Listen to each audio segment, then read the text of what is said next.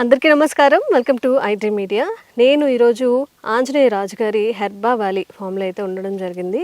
మరి ఆయుర్వేదంలో ప్రతి మొక్కకి కూడా ఏ మొక్కకి సంబంధించి ఆ మొక్కకి మెడిసినల్ వాల్యూస్ ఉన్నాయని చెప్తుంటారు. మరి ఆయుర్వేదంలో ఎక్కువగా యూస్ చేసే మోదుగ చెట్టు గురించి ఈరోజు మనం తెలుసుకునే ప్రయత్నం చేద్దాం. మోదుగ చెట్టు అనేది ఒక ఆయుర్వేద మెడిసిన్గా అండ్ మన హెల్త్కి ఎలాంటి బెనిఫిట్స్ అందిస్తుంది అనేది. నమస్కారం రాజుగారు. నమస్తే అమ్మా. మీ ఫామ్ చూస్తుంటే నిజంగా ఇక్కడే ఉండిపోవాలనిపిస్తుంది. పొల్యూషన్ ఉన్న వాతావరణంలో ఉండి నిజంగా అండి మనం ఏదో ట్రిప్ ప్లాన్ చేసినట్టుగా ఉందన్నమాట. వచ్చే వే కానీ ఇక్కడంతా కానీ ప్రశాంతమైన గాలి అదంతా. మీరు వెనక చూస్తున్నది ఇది మోదుగ చెట్టు. ఇప్పుడు సార్ మాటల్లో తెలుసుకుందాం ఈ చెట్టుకున్న మెడిసినల్ ప్రాపర్టీస్, అలాగే ఆయుర్వేదంలో ఎలాంటి మెడిసిన్ తయారు చేస్తారు అనేది. అంటే ఇక్కడ ఒక విషయం చెప్పాలమ్మా, మనమే తెలివైన వాళ్ళు, మిగిలిన తెలివి తక్కువ అనుకుంటాం. మనకన్నా చిన్న చిన్న ఇన్సెక్ట్స్ చాలా తెలివైనవి కాబట్టి ఈ అద్భుతమైన మోదుగ చెట్టుని ఇలా తినడం జరిగింది. అవును, మన ఇంట్లో కూడా చూడండి ఏదన్నా మంచి చెట్టు, దానికి మందారం చెట్లు కానీ వాటికి అంతా బెజ్జాలు చేస్తూ ఉంటాయి పురుగులన్నీ. అది ఏ ప్లాంట్ లో ఏ మెడిసినల్ వాల్యూ ఉంది, అది తింటే మనకి ఏంటి ఉపయోగం అనేది మనకన్నా ఎక్కువ క్రిములకి తెలుస్తుంది. అవి వాటి ఆరోగ్యాన్ని బాగు చేసుకోవడం కోసం మీరు తెల్లని బియ్యం తెచ్చి ఇంట్లో పెట్టుకోండి, పురుగు పట్టదు. బ్రౌన్ రైస్ తెచ్చి ఇంట్లో పెట్టండి, ఒక 1 month బాడే 1 week లో పుచ్చిపోతాయి. అంటే పురుగు తెలివైందా, మనం తెలివైన వాళ్ళు.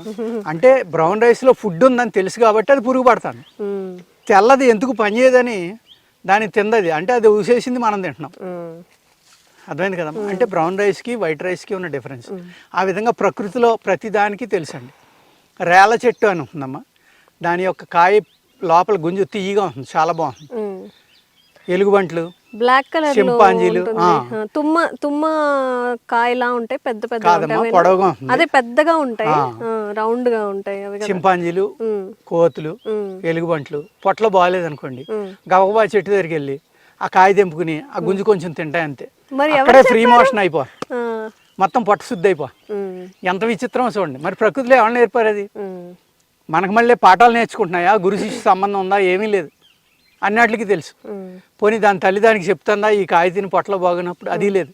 ప్రకృతి, ఆ ప్రకృతి నుంచి ఆ వైబ్రేషన్, ఆ శక్తి ఆ యానిమల్ అబ్జర్వ్ చేసుకుని ఆ టైంకి వెళ్ళి ఆ కాయ తిని, ఆ విధంగానే ఇది కూడా ప్రకృతిలో ఒక భాగమేనమ్మా. మనకైతే తెలియదు, యూట్యూబ్ నో దీన్ని కల్పవృక్షం అని కూడా అనొచ్చు మనం. మోదుగని, మర్రి, మోదుగ ఇలాంటి వృక్షాలు అనమాట. దీని పంచాంగాలు అమృతం అన్నమా. అంటే పువ్వులు, వేళ్ళు, కాయలు, ఆకులు, బార్క్, తాట పైన బెరడు అంటాం, తొక్క అంటారు కొంతమంది. ఈ 5 సమంగా తీసుకుని మంచి ఆస్పీషియస్ డే చూసుకుని ఆ రోజు కనుక ముహూర్తం కుదిరితే దాన్ని కలెక్ట్ చేసుకుని ఈ 5 కూడా చూర్ణం చేసుకుని సమానంగా కలుపుకోవాలండి. 5ని చూర్ణం చేసుకుని వాటిని ఇనప పాత్రలోనే పెట్టాలమ్మా. స్టీల్ డబ్బా కానీ ఐరన్ కానీ ఇంక దేంట్లో పెట్టినా దాని యొక్క శక్తి పోతుంది. ఆయుర్వేదంలో ఉన్న అద్భుతం ఏంటంటే ఇది వేణు పాత్ర అంటారు. వేణు అంటే మన బ్యాంబూ అమ్మ, వెదురు, ఇంతంత లావు ఉంటాయి. పూర్వం కొలతలు కూడా సోల, తవ్వ, సేరు ఇవన్నీ కూడా దాంతోటే కొలిసేవారు. అటువంటి పాత్రలో నిల్వ చేయమని రాసి ఉంది.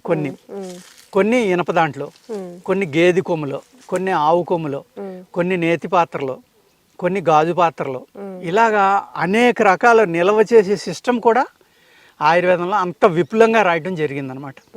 అందుకు దీన్ని ఏం చేయాలంటే దీన్ని 5 చూర్ణం చేసుకుని ఎండలోనే ఆరబెట్టచ్చు, నీడనైనా ఆరబెట్టచ్చు. మళ్ళీ నాకు ఫోన్ చేసి అడుగుతారు ఏం చూర్ణం చేసుకోవాలి. బెరడు అంటారా? బెరడు, ఆకు, ఏవైనా కానీ. విత్తనం తోలు తీయాలని చెప్పానండి నేను గత వీడియోలో. విత్తనానికి పైన ఒక తొక్క ఉంటుందన్నమాట. దాన్ని ఎనుము యొక్క పేడ అంటే గేదె పేడ రసం తీసి ఆ రసంలో నానబెడితే ఒకరోజు ఆ మర్నాడు ఒలిస్తే అది పొంగుతుందమ్మా. తొక్క తీసేస్తే లోపల తెల్లటి పప్పు ఉంది. ఆ పప్పుని తీసి ఎండబెట్టి మనం చేసుకోవచ్చు. ఆ విధంగా చేయొచ్చు.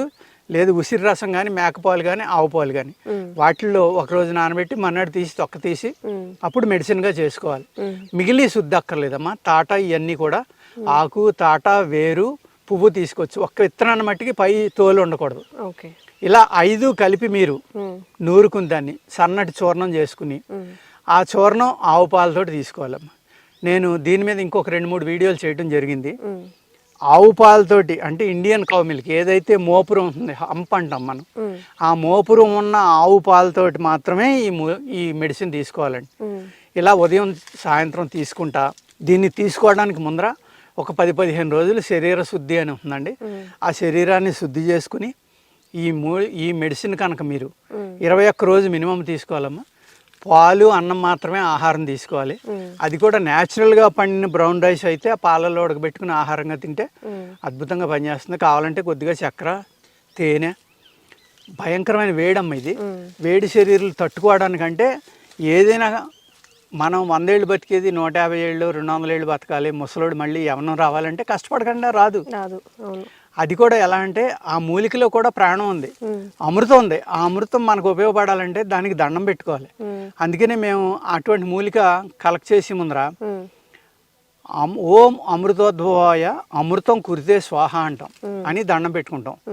ఓం అమృతోద్భవాయ అమృతం దేంట్లో నీలో ఉంది, ఆ అమృతాన్ని మాకు ఇయ్యి అని దండం పెట్టుకుని దానికి పూజ చేసి ఆ మూలికను కలెక్ట్ చేసుకుని మంచి తిథి వారం నక్షత్రం అన్నీ చూసుకుని అది కలెక్ట్ చేసి ముందర చక్కగా తలకి స్నానం చేసమ్మా. అగరవత్తులు దానికి దూపం ఇచ్చి పసుపు కుంకుమ పూజ చేసి పువ్వులుని దండం పెట్టి తీస్తే అద్భుతంగా పనిచేస్తుంది. ఇక్కడ పాజిటివ్ థింకింగ్ అనేది రావాలి. ఒక పవిత్రమైన ఆలోచనతోటి పాజిటివ్ థింకింగ్ తోటి ఈ మూలికను కనుక మనం తీసుకుంటే, నెగిటివ్ థింకింగ్ తోటి తీసుకుంటే పనిచేద్దాం. ఎందుకంటే మన బ్రెయినే కదా మన శరీరాన్ని నడిపేది, మన బ్రెయినే మనకు శక్తినిచ్చేది. కాబట్టి ఆ విధంగా దీన్ని 1 నెల నుంచి 6 నెలలు సంవత్సరం బ్రహ్మచర్యం పాటించి ఆవు పాలే ఆహారంగా తీసుకోవాలి, లేకపోతే ఆవు పాలు అన్నమే ఆహారంగా తీసుకుంటే కనుక మిరకిల్స్ అమ్మ. జీవితంలో ఊహించనన్ని జబ్బులు తగ్గుతాయి. ఏదైతే మనకి ఇమ్యూనిటీ తగ్గిపోవడం వల్ల వచ్చిన వ్యాధి వచ్చిందో ఈ ఇమ్యూనిటీ అద్భుతంగా పెరగడం వల్ల ఆ వ్యాధులన్నీ దూరం అయిపోతాయమ్మా. మేమైతే ఆ పౌడర్ తోటి ఏదైతే పువ్వుల పౌడర్ తోటి చేయగలిగామో ఇది కూడా 1 సంవత్సరం ప్రయత్నం చేసామమ్మా. కానీ అప్పట్లో ఎవరికి ఇవ్వటం జరగలేదు. నేనే కొద్ది రోజులు తిన్నాను. ఆ విధంగా కనుక ఈ మోదుగ పంచాంగాలతోటి కనుక మీరు ఒక మెడిసిన్ తయారు చేసుకుంటే మీకు మళ్ళీ టీ సెల్స్, ధాతువులు, మీ CD4 అన్ని సెల్స్ పుడతాయి. ఈ CD4 టీ సెల్స్ అనేది మీకు ఎయిడ్స్లో HIV కేసుల్లో చాలా ఇంపార్టెంట్ అండి. HIV కేసుల్లో CD4 తగ్గిపోతూ ఉంటుంది. అంచేత CD4 టీ సెల్ అనేది మీరు మళ్ళీ పుట్టించగలిగితే బాడీలో HIV కూడా మీకు దూరం అయిపోతుంది. మిమ్మల్ని ఏమీ చేయలేనంత ఇమ్యూనిటీ మీ బాడీలో పెరుగుతుంది. అటువంటి అద్భుతమైన కాయకల్ప చికిత్స అంటారమ్మా వీటిని. అద్భుతమైన యోగాలు అంటారు వీటిని, రసయోగాలు అంటారు అనమాట. ఇటువంటి అద్భుతమైన మూలికలను మనం తయారు చేసుకుని వాడుకుంటే కనుక మనిషి మళ్ళీ తిరిగి యవ్వనం పొందుతాడు.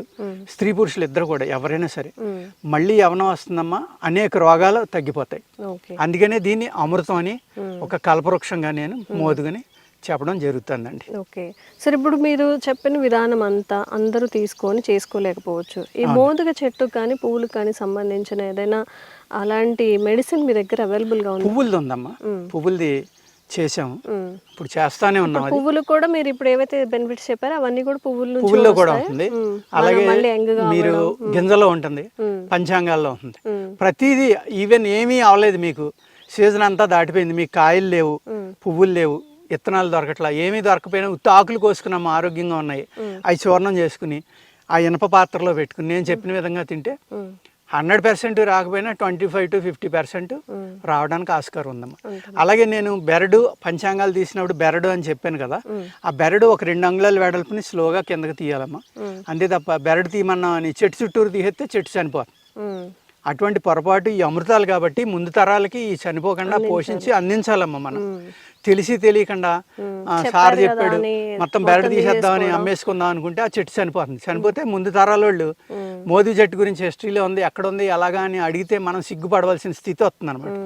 అందుచేత ముందు తరాలకి ఈ అమృతాలను అందించాలి అంటే ఈ చనిపోకుండా జాగ్రత్తగా ఒక 2 అంగుళాల వెడల్పును మాత్రమే తీసుకుంటే, ఈ సంవత్సరం ఇటు తీస్తే ఇంకో సంవత్సరం అవతల వైపున ఇంకో హైట్లో తీస్తే కనుక ఆ చెట్టుకి ఎటువంటి అనారోగ్యం కడగకుండా ఆ చెట్టులో శక్తి చావకుండా అద్భుతంగా ఆ చెట్టు బతికుంచుకుంటే మనకు ముందు తరాలకు ఉంటుందమ్మా. అది కొంచెం కష్టమైన ప్రాసెసే. రాజుగారు చెప్పినట్టుగా మనకి హెల్త్ బెనిఫిట్స్ రావాలి అంటే కొంత సాక్రిఫైస్ లేదా కొంత కష్టపడాల్సి వస్తుంది. మీకు కనుక మోదుగ చెట్టు కానీ పువ్వులు కానీ దొరుకుతున్నట్లయితే ఎక్కువగా కొన్ని ఊర్లలో కనిపిస్తూ ఉంటాయి. ఈ పద్ధతిలో తయారు చేసుకొని ఈ మోదుగ చెట్టు నుంచి వచ్చే అన్ని హెల్త్ బెనిఫిట్స్ అయితే మీరు పొందొచ్చు. అండ్ పువ్వులకి సంబంధించిన మెడిసిన్ అయితే అవైలబుల్గా ఉంది కాబట్టి దాని గురించి మీరు స్క్రీన్ మీద కనిపిస్తున్న నెంబర్స్కి ఎంక్వైరీ చేసుకుని తీసుకోవచ్చు. Thank you so much. నమస్కారం. And for more videos, Please subscribe to iDream. Please subscribe to iDream. Please subscribe iDream. And please subscribe to iDream. For more videos, subscribe to iDream. please like, share and subscribe to the channel. Congratulations, iDream. Subscribe to iDream. Subscribe to iDream. So subscribe to iDream Media. iDream ki iDream team andarki huge congratulations. Please subscribe iDream Media. Please subscribe to iDream. Subscribe iDream. Please subscribe to iDream. iDream అంటే నా కళల channel subscribe చేసుకున్న నోరు తిరుగుతలేదు, మీరైతే గంట గుర్తు కొట్టండి. For more such videos, please subscribe to iDream. Subscribe to iDream. Please subscribe to iDream. Please subscribe iDream Media. Please do subscribe to iDream. Please subscribe to iDream Media. For best entertainment and information, please subscribe iDream. And don't forget to subscribe to iDream.